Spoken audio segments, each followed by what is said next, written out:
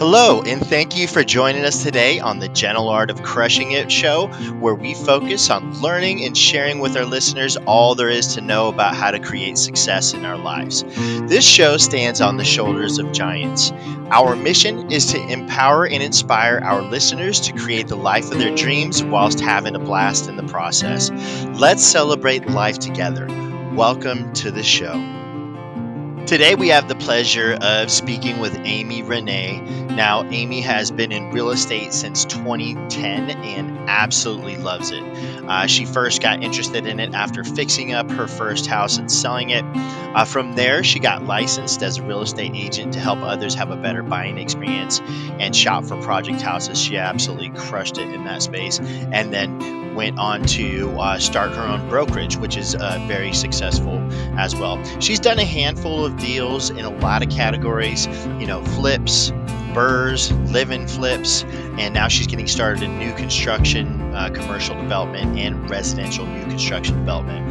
She's actually currently building a boutique hotel from the ground up and hopes to have that, or actually I should say plans on having that completed in 2022, which is absolutely going to be fabulous. I just know it. Without any further ado, let's go ahead and introduce our guest, Amy.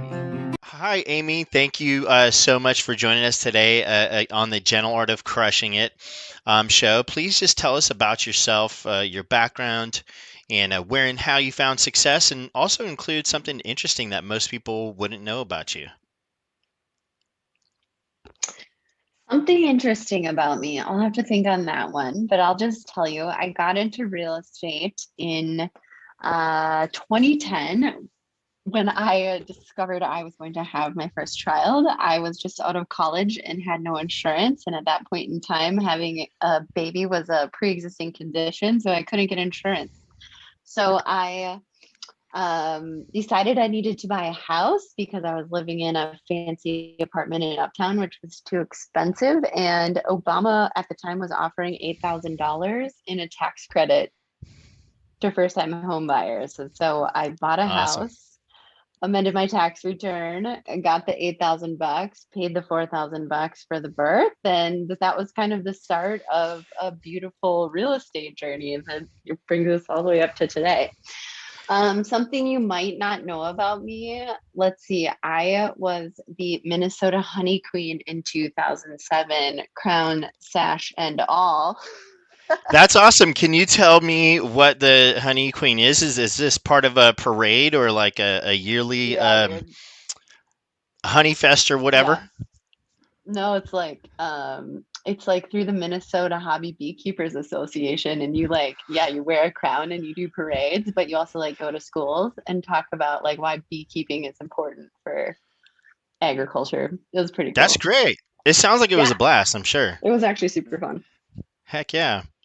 I love it. Bees are, and honey is super cool. Bees are awesome, but pretty can be intense. What I've learned is like if you find a bee's nest or whatever, just let the pros handle it, right? Don't mess around. Yes, definitely don't poke the bees. Mm-mm. Could be bad. Well, that's great. I love it. Yeah. So, yeah, your first sort of real estate deal, I mean, was buying the house, and you came out ahead $4,000, right? Using that Obama program. You cut out a little bit. Can you repeat that? Sure. Yeah. No, I was just saying your first real estate deal, you came out 4,000 in cash on that because the Obama program, right? Actually, I did better than that. So that one I had to live in that house for 3 years. And this was before I was aware of, any real estate investing content on the internet or television. I was like a good little hippie with no for Facebook and I don't know, maybe I listened to Apple Podcasts, but definitely not real estate ones. So I fixed that place up and I lived there for 3 years and I put down like 19-cent stick down tile in the kitchen and I got a new Timmy fridge and painted countertops. And like, this is not a high end rehab. This is like on the cheap rehab. Yeah. But when I sold it, I walked away with a check for like $13,000, which was amazing. It was like the most money I'd ever seen in one spot at a time at that point in my life. And I was hooked. I wanted to go get That another one. That is super amazing, and we're so we hear these stories of people losing money on real estate. And to have your first deal, like I mean, essentially it was a flip, live and flip, right? That come out ahead on that. Hmm. Super amazing, and what a great way to kind of like plant that seed, and now you're excited and you're off and running, right? That was totally it. I was like calling up real estate agents, asking them to like let me in these scary, sketchy houses because I had to buy them. And they were all like, you can't buy that. You don't want to buy that. That's too gross. I won't, whatever. No bank's going to give you money. And that was just sort of like the fire under my butt to just one day I was like, dude, if these doofuses can sell these houses, so can I. So I went and literally got my real estate Amen. license the night after some really obnoxious showing with a horrible real estate agent. And it just like kind of took off from there. So I started selling houses, got myself out of debt. I paid off $150,000 in student loans in a year and a half, which was amazing. It felt really good.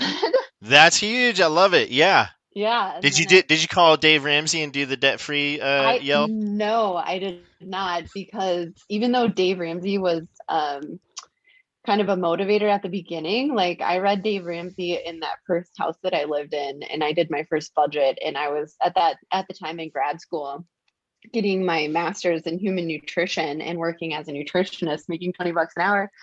That's And awesome. my Dave Ramsey math was like, dude, you are never gonna do anything on your $20 an hour. So I was like, I'll get a second job. I'll get my real estate license. So it kind of actually was Dave at the beginning, but I think he's a really great starting spot. But I actually do believe that is valuable. So Yeah, amen. No, me too. And it's a similar story for me where Dave Ramsey got us to make these, like we moved out here to Texas from California, for example, and Um, I think if you mix Dave Ramsey and Robert Kiyosaki, that's pretty awesome. But let me ask you this: how long ago did you first become a real estate salesperson, and now you own a brokerage, right? And tell us a little bit more about some of the things. And I know you're working on a super cool project right now as well.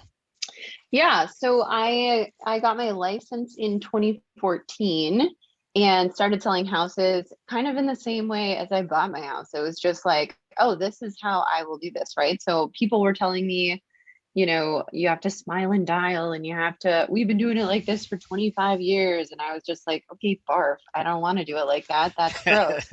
Yeah. And I just sort of kind of figured things out my own way. I like read a lot of books and I tried things and I called things and I posted on social media. So like I sold 19 houses in my first 6 months as a real estate agent, which Oh, that's I didn't crazy. realize was good. I was just like, oh, I'm broke and I want to pay off these student loans. Like I was very motivated. So I kind of kept up with that and did a couple doubles for a couple years. And then once I had 3 years licensed as an agent in Minnesota, then you can get your broker's license. Hmm. So I got my broker's license and started the brokerage, honestly, because at the time I had to drive an hour to go get paid after a closing. And I thought, well, if I have my own brokerage, then I can just pay myself right after closing. It'd be really easy. But the There you brokerage go. kind of took off too, and people started calling me and saying, like, hey, I watched what you've been doing and it looks like you've accomplished a lot. And can you teach me? So the brokerage has become a really cool place where people can, number one, learn how to become an awesome real estate agent, but also learn about investing and how can real estate investing give you kind of freedom of time, freedom of choice, that kind of stuff. So we have a really, really cool crew of agents who are also investors. Yeah, and from well, I know you through the Jason Drees coaching community, and I've heard some of your coaching calls. I'm going through the old content, right, of the Mhm. Mastermind Academy, and yeah, and you sort of mentioned it, like you go about things, you're running your brokerage and selling real estate in an unconventional manner, and which I think is awesome and thinking outside of the box, right? And but also I did, like I think I told you last time we chatted on Slack that I spoke to you. I don't know, it was 6 months ago or whatever. So I checked out your website back then. I think it's Brick and Banister, right? Is your brokerage? Yeah, Brick and Banister is the brokerage. I love it. And so the reason why I bring that up is your branding is awesome also. You know, so Thank you.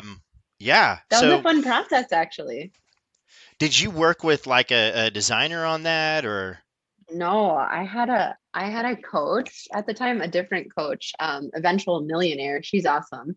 And I think when I went to her, I was like, "Oh, I'm just getting started and I'm thinking about names." And she was like, "Those names are dumb. That's not how you pick a name." And I was like, "Okay." And she kind of guided me through this process of figuring out who my ideal clients are and then running my name ideas through them. So I came up with this big long list of like words and names and ideas and sort of put them together. And once I had like 10 of them, I just did like a survey monkey and was like, which one do you guys like? And I kind of let the people who I knew I wanted to work with more of, or more people like them, pick the name. And I think that was actually a really, really valuable process to get something because, like you said, it's a pretty cool name, and I think the branding's pretty good. So I get a lot of feedback. It's very cool, and for some reason, it does stand out, but it does. I'm really super fond of Lucas Mitchell's Nourish and So as well, and they're like this is like very very interesting. It brings your minds to sort of a visual like place, which is awesome. So great job on that. It's really cool, awesome insight, because I think that a lot of times when people who are thinking about becoming an entrepreneur are thinking up names and branding and that sort of thing. And I've done some of this stuff on my own, and sometimes it just comes out like horrible, right? So to have coaching through that process, it's not even something I ever thought like was a thing, till just chatting with you. So that's great. Yeah, coaching's the best. Heck yeah, no, that's great. I love it. Yeah, okay. Let me ask you this. What would you say is one of your most favorite successes that you're either a part of or solely created? Hmm. Hmm. My first response to that is like, that's a boy question. Boys answer those questions better.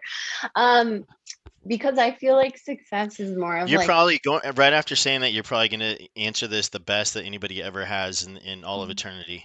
no pressure, no pressure. Yeah, no pressure. No, I feel like success is actually more of like a state of being and not necessarily an accomplishment. Or I guess, with the coaching that we get, it's a mindset. But I feel like success is a place you live, and so you're not really ever done with it. But like, Yeah.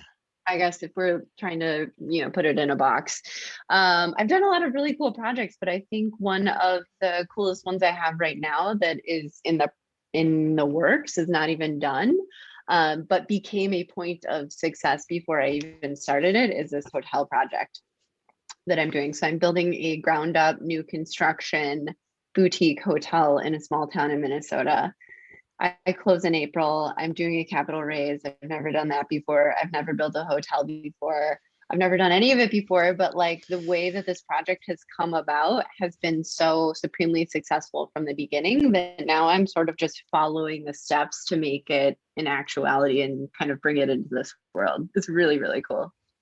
It's so cool. I mean, what a huge undertaking. This is like real deal real estate investing.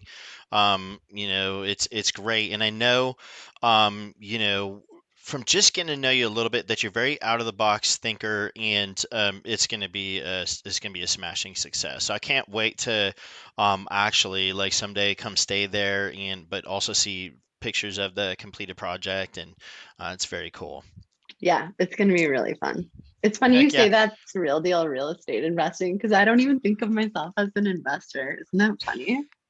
It is. It is funny, but I think that what you said is maybe one of the most, probably the most profound things that we've talked about on this show, anyways. That what most people talk about is success is a state of being, right? Because it's so true because you can have yourself, set like goals like, hey, I'm going to hit $1 million this year, however that's going to happen.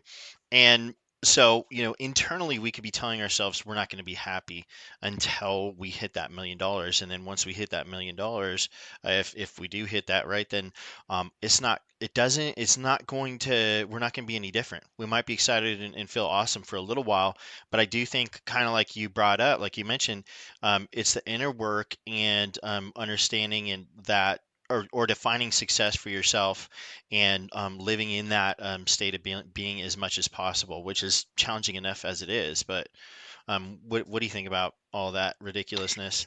Yeah, well, I agree. I think it's sort of like the actual moment of success, I guess, feels or like the one where you can check the box feels sort of anticlimactic, right? Like, and I think the relatable example is graduating college or high school, where it's like, everybody's like, oh yeah, graduation day is such a big deal, blah, blah, blah.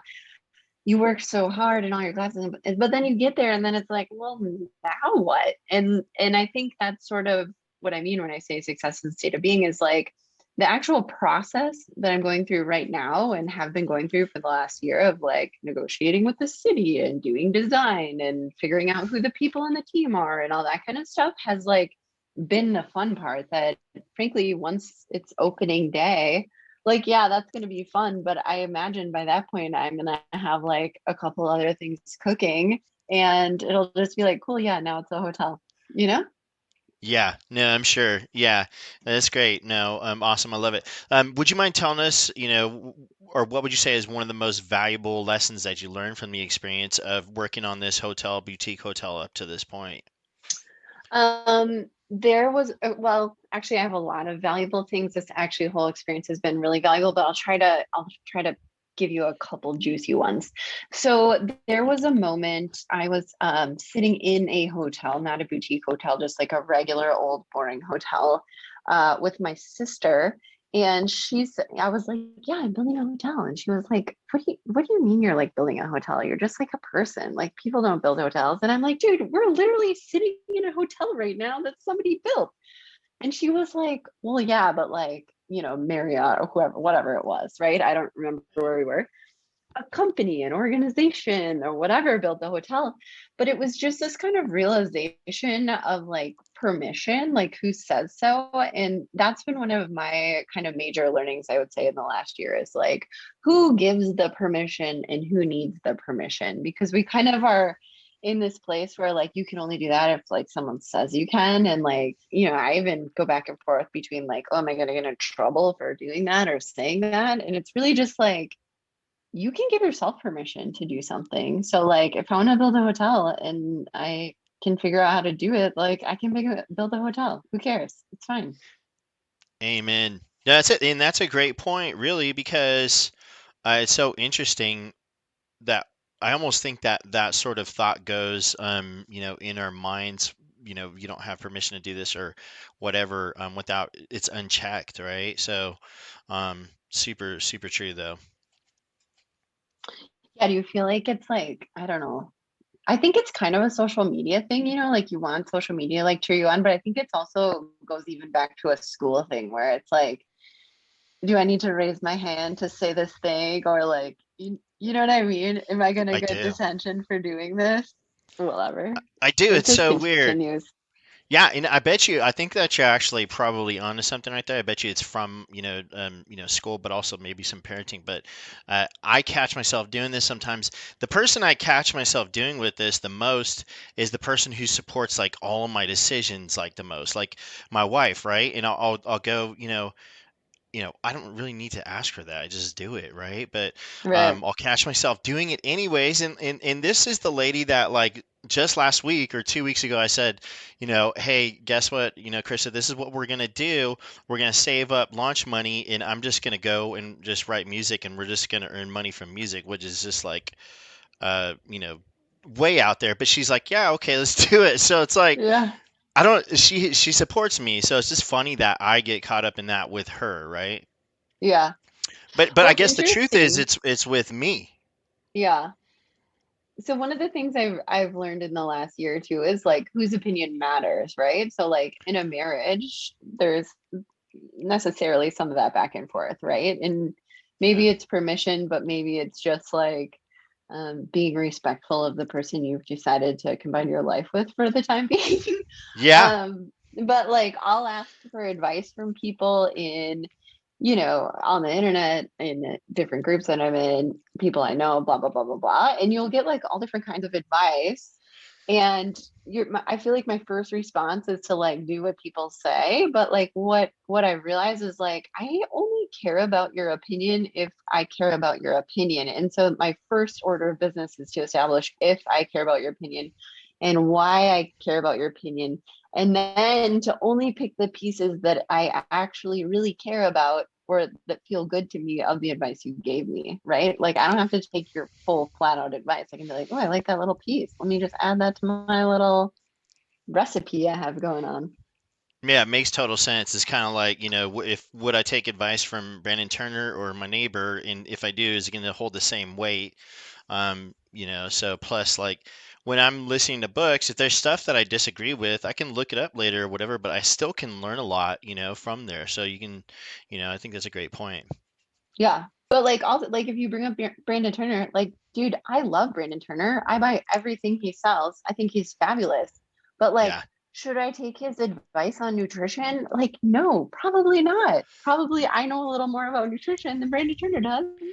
I mean, I don't know, but like, you know what I'm saying? Like I sometimes you do. got to recognize like what Where that their particular areas of person can offer. expertise are. Totally. Totally. And like You, there's circumstances, right? Like my situation is very different than his situation. So like some things he says might really apply really easily and naturally to me and be like the thing that I needed.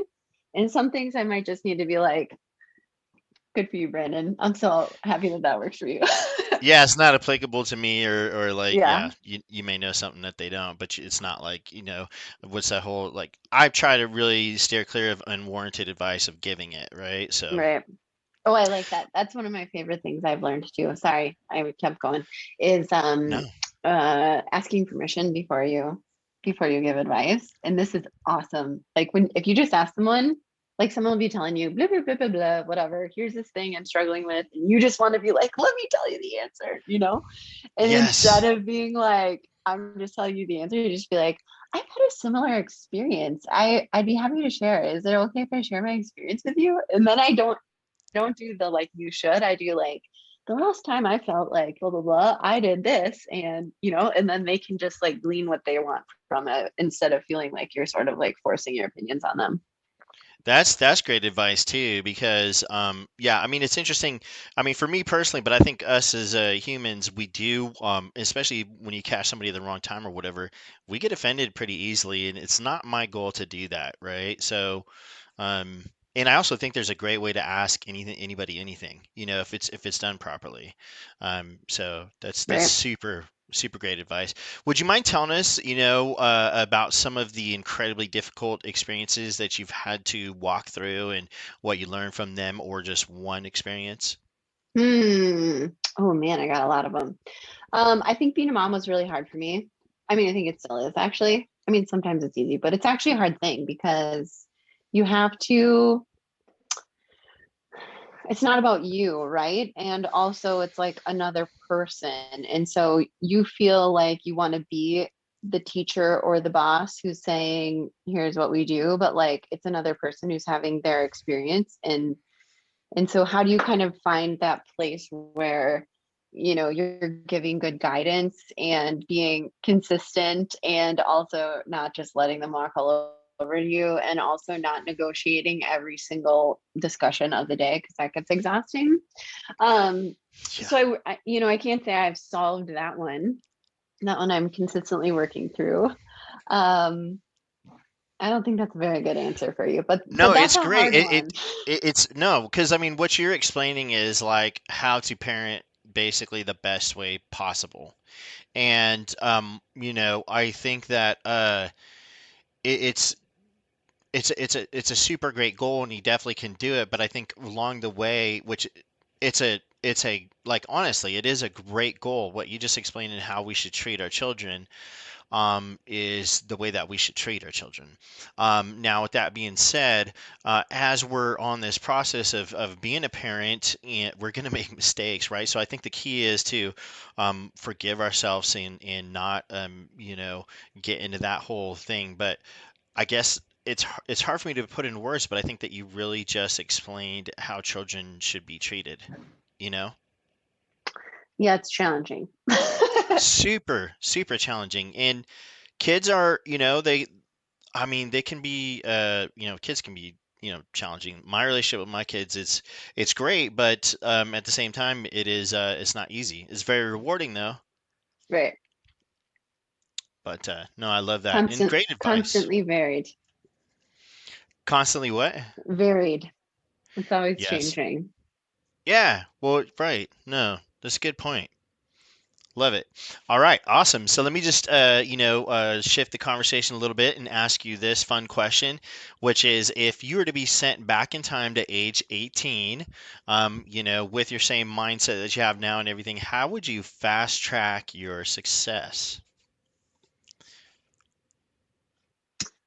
Um, let's see. You know what? My first response was I would not DIY stuff, but I think that's just the first response because honestly, I think what I learned from DIYing has made it easier for me to kind of understand how things work. So if I want to hire something out, I feel confident in doing that.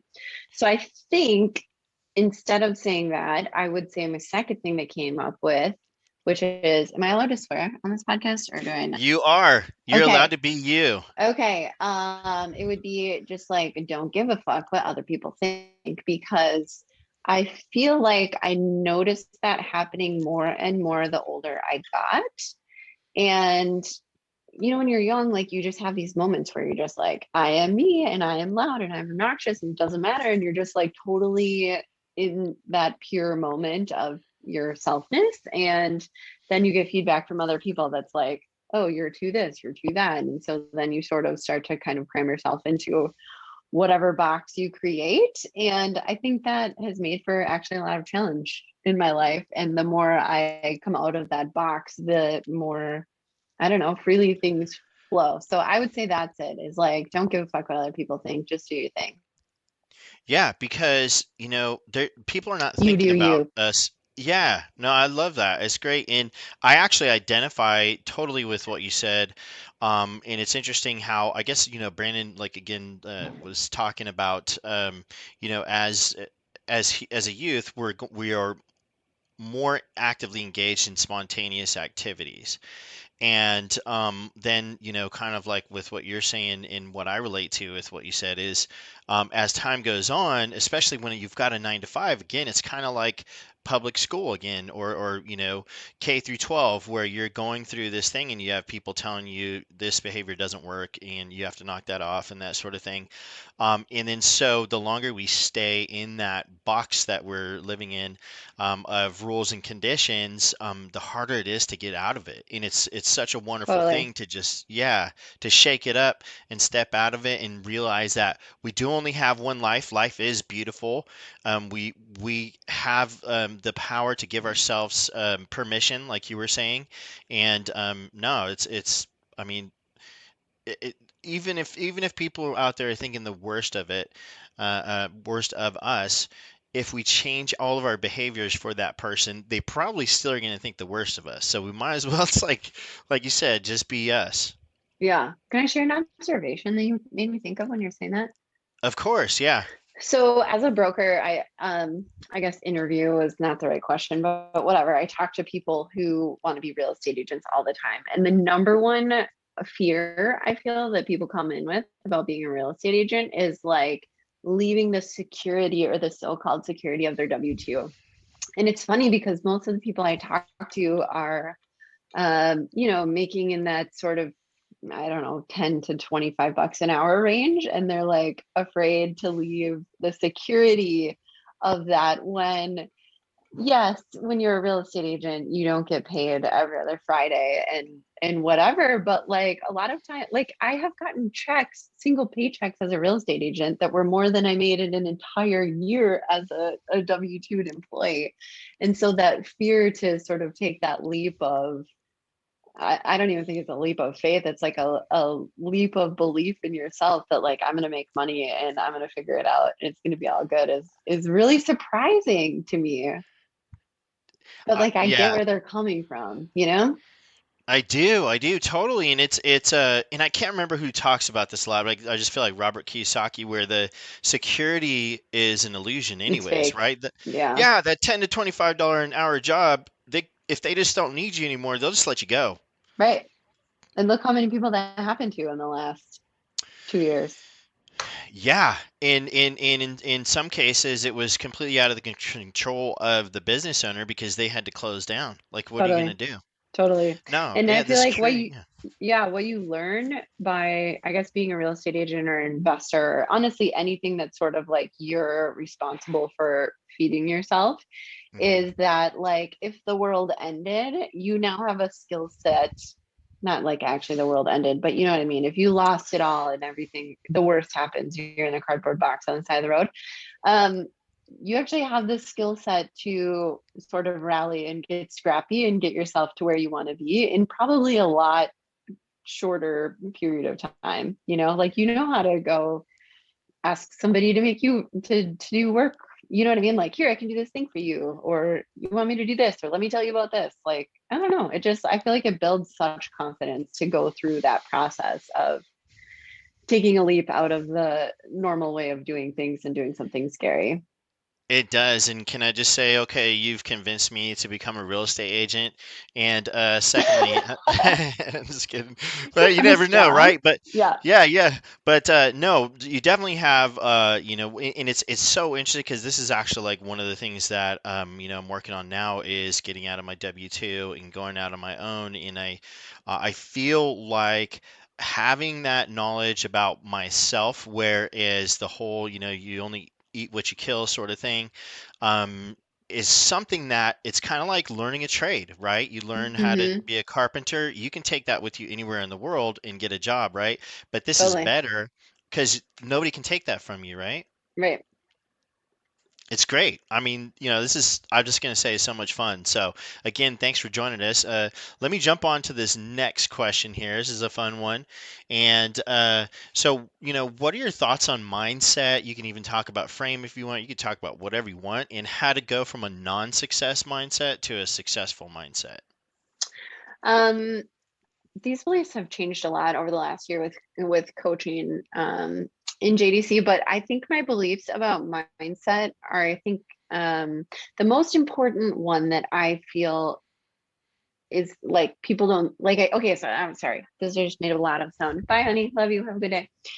Um, Sorry, kids No getting picked up. apology necessary. Yeah. So the one that I think is the most useful that is not obvious or not talked about is like that it happens in an instant, right? It's quick. There's no time frame. So you'll hear people say, and I say it still too, is I'm working on that, or I'm working through this, or I have to whatever, like, well, my baggage or my trauma or my whatever. And like the point and the magic of mindset is like it happens in an instant, so you can simply decide that I'm done with that. I don't talk about that anymore. I'm not that person anymore. And perhaps there's some work that needs to be done there with accepting that or realizing where your patterns came from, but in an actual instant you can shift that mindset to one that's like, nope, I'm done with that, and it's just off or on. It's like we're not doing that anymore. And now you can make decisions from a place of, I decided I am this now, so what does this person choose in this moment? Past Amy used to do this, present Amy does this, the Amy that I want to be would probably do that, so let's try that.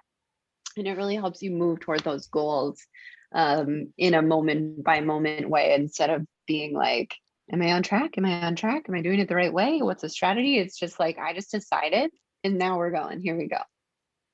Yeah, no, I think such a great point. And that's actually, was Jason Drees has a quote that is something like, transformation can be instantaneous or something like that, and that's really actually what drew me to Jason Drees is hearing, Matt Onofrio's story, plus Brandon, Turner talked about Yeah. him, but it was really Matt Onofrio's story that is just like mind blowing.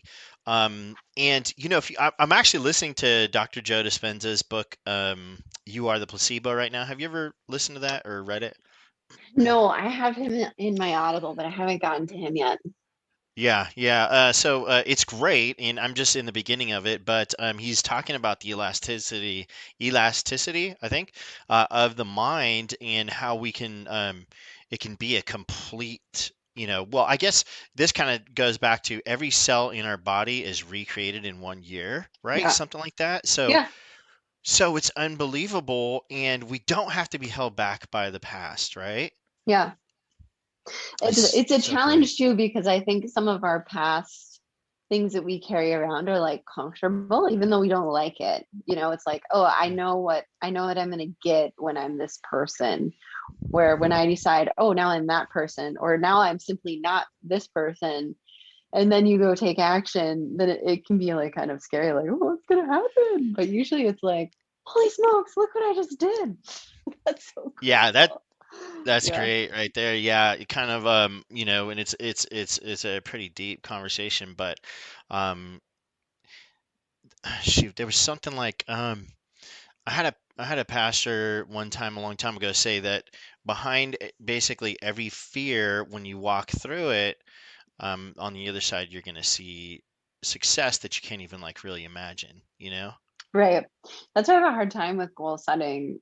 Like I feel like I can go in a direction, but all the cool stuff that I have done for the most part has come out of simply following the path. Like, you know what I mean? Like when it was crushing student debt, then it was like, okay, yes, that's a very specific goal. It's a very specific end date that I want to do. But once I got to there, it was actually really hard for me to set a goal, because it was like, okay, cool, I want to sell 50 houses. And then it's like, okay, but then do I want to sell 100 houses? I don't think so. I already know how to do that. So now it's been Right. more like, okay, I want to do something that makes me feel like this. And then when the idea comes up, then if I'm like, okay, am I feeling fired up about this? If it's yes, then let's proceed. And if it's no, then it's probably not it. Keep Squash it. looking. Yeah, No, I think that's a super great way to go about it because you want to, again, we only have one life. How do we want to spend it? Do we want to be unhappy or happy? So to kind of think about stuff and how it's going to make us feel, I think is a huge, great piece of advice right there. totally. Let me ask you this, Amy. If there was a key that unlocked or helped you to unlock success in your life, what would you say that key is? Coaching, coaching. It's coaching, dude. I've done coaching I've done coaching for a couple of years with Jason. I've done coaching for a couple of years before that, like I said, with Eventual Millionaire. And then before that, honestly, when I was a teenager, I had like all kinds of like dramatic issues. And I was in a program called Dialectical Behavioral Therapy, which is basically coaching. Like it really is. They like teach you like, here's your emotions you're having. How do you regulate them? Here's how you handle this situation. Oh, you're in distress, here are these tools you can use in this and like here's mindfulness, like let's start with meditation and like breathing. So like honestly, every time that I've like moved through a chapter and into the next one, there has been some kind of coaching. That's awesome. Yeah, I was doing and I need to get back into it, but therapy for a little bit, and it is pretty stinking similar. Like they're asking you questions to kind of guide you, but no, I think that's really cool. What was that called again? What style of Oh, it's called dialectical behavioral therapy. It's really cool. dialectical? It's not like normal therapy where it's like, what's wrong with you? And let's diagnose stuff. It's really more about like, here are the tools that you can use in your situation. Let's practice those skills and then let's keep track of how well you're using them and applying them. It's really actually super cool. It sounds super cool and effective. Yeah, So it is. awesome. I love it. Very cool. Um, Okay, great. Let me ask you this. Do you mind sharing with us one book recommendation, or you can do multiples? Book Oh my recommendations gosh. and a tech recommendation. A tech one, I'm probably not going to have one for you. I like Apple products. I don't know. I'm not a technology person. That's all Um, right. AirPods are great. AirPod Pros are better. I don't know. Books. Oh my gosh. I love books so much. I consume them. I would say reading any books is better than reading no books. There are a couple books that I revisit pretty regularly. One is Big Magic by Liz Gilbert. It's a pink girl book. Nobody ever talks about it on podcasts because it's a I've pink girl never heard. book. It's Cool. fabulous. It's super amazing. Um, I think I'm just gonna leave it at that one. Everyone read Big Magic. It's like so good. I'll read it too. That's awesome. Love Yeah, it. it's not just for girls, but I think it like, it's great. Resonates. Yeah. I All mean, it's right. about fear and creativity. Like it just is like it's so good. And I just feel like she's speaking right to me. That's so cool. Shoot, I saw a quote from some artist, and I don't think it was Pablo Picasso. It may have been, I don't know, Henry David Thoreau. I can't remember. But basically, it's creativity is courage, or it takes Oh courage yeah. to be creative. Yeah, And because it's it's scary. awesome. It is. Yeah, It's like even when you're like I went to art school and that's it's like, super cool. okay, you have to put your work up on the board, or like you have to draw and there's your teacher hovering around behind you and you're just like, dude, I don't know what I'm doing here. Like, so it's like all creative things, even like I'm trying to learn Spanish right now.